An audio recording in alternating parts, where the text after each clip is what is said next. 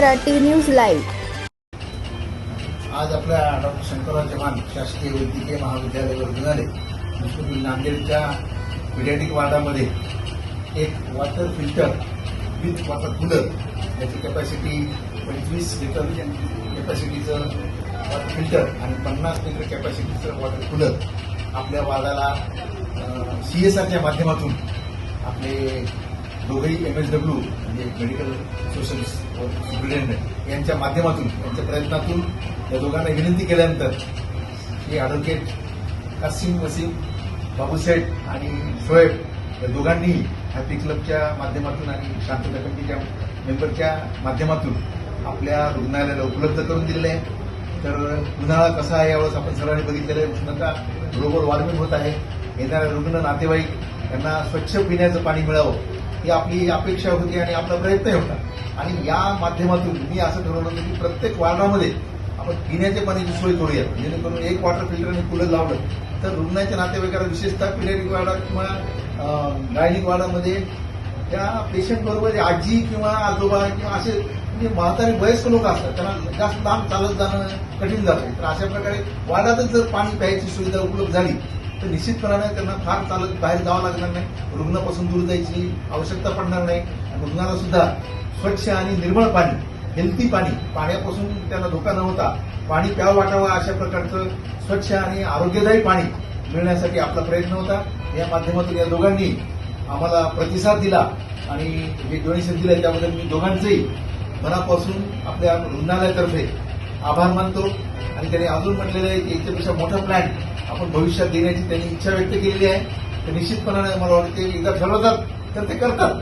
त्यांचं असं आहे की त्याच्या छान लिहितो तो करले नाही ऐसा काय आता काही साहेब माझ्याकडे मी पुष्कळ 2020 पासून ते माझ्या संपर्कात आहे। मी जेव्हा कोविड फर्स्ट वेव्हमध्ये इथं लीड म्हणून होतो, त्यांचं अतिशय उत्कृष्ट योगदान या कोविडच्या काळात आपल्याला मदत करण्यासाठी होतं। तेव्हापासून मी यांना ओळखतो। मी नांदेडला आलो 2020ला आणि नंतर आता मागच्या 2 वर्ष सातत्यानं सामाजिक कार्यात सहभाग घेणे, सातत्यानं काहीतरी करण्याची उमेद ठेवणे हे त्यांचं फार आवडला गुण मला आणि ते सातत्यानं करत राहतात आणि दाखवायचं पण करत नाहीत, प्रत्यक्षात ते म्हणजे न दिसता सुद्धा असं काम करतात की ज्या कामाची कधी त्यांनी म्हणजे त्याची फार प्रसिद्धी व्हावी अशा प्रकारचं त्यांनी कधीही काही केलेलं नाही मी बघितलं। पण काम करत राहणे, समाजोपयोगी काम करणे ही त्यांची एक वेगळी म्हणजे मनातली इच्छा आहे आणि ते सातत्यानं दाखवतात ते आणि ते करतात।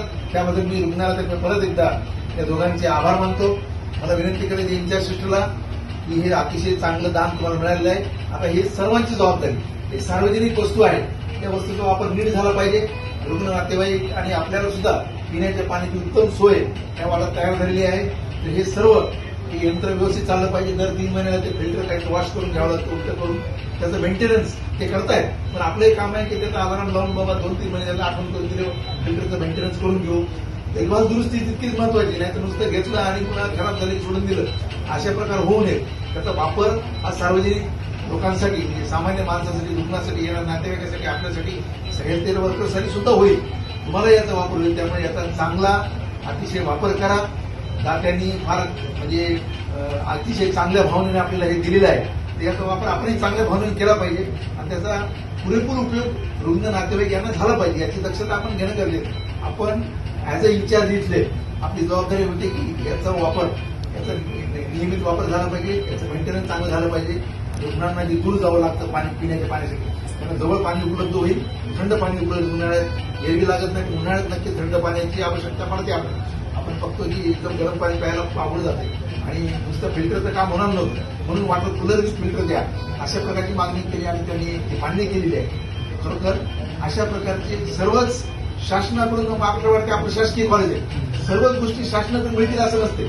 आता आम्ही प्रस्ताव देतो प्रत्येक वार्डात गिझर पाहिजे, प्रत्येक वार्डात वॉटर फिल्टर कूलर पाहिजे, पण शासकीय प्रक्रिया व्हायला कधी कधी वेळ लागतो, कधी कधी तेवढ्या प्रमाणात फंड्स उपलब्ध होत नाही।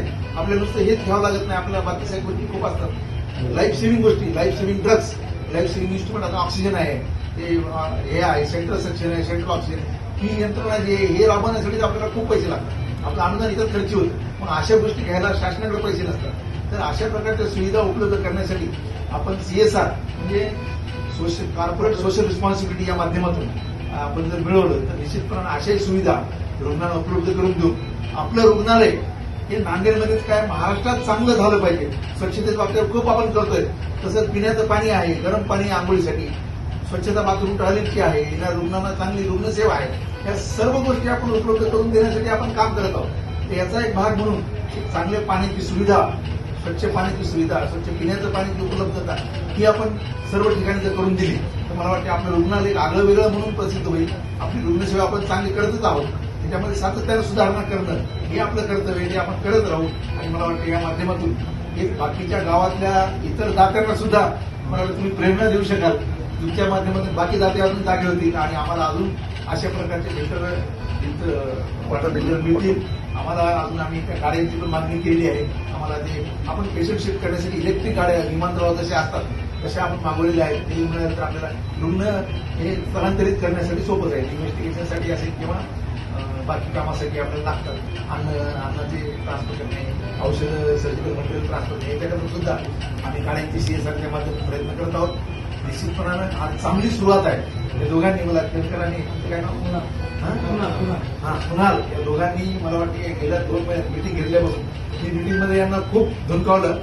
त्यांनी आता कामाला लागले ते आणि याचा परिणाम आज दिसतंय की आपल्याला हे मिळालं आहे. तर मनापासून धन्यवाद तात्यांचे आणि सर्वांचे. ढील सर का जो हमको इस लायक समझे, ढील सर ने हमको बोले थे कि कुछ सुविधा करके दीजिए, जैसा गीजर है, वाटर फिल्टर है, वाटर कूलर है, तो हमने ये सुविधा करके दी ढील सर के बोलने पे। और ये इससे जो है काफी पेशेंट फायदा उठाएंगे। और इसको यहाँ लगाने की वजह जो है यहाँ पे जो है 3rd फ्लोर के ऊपर कोई भी सुविधा नहीं है, फैसिलिटी नहीं है वाटर कूलर की और फिल्टर पानी की।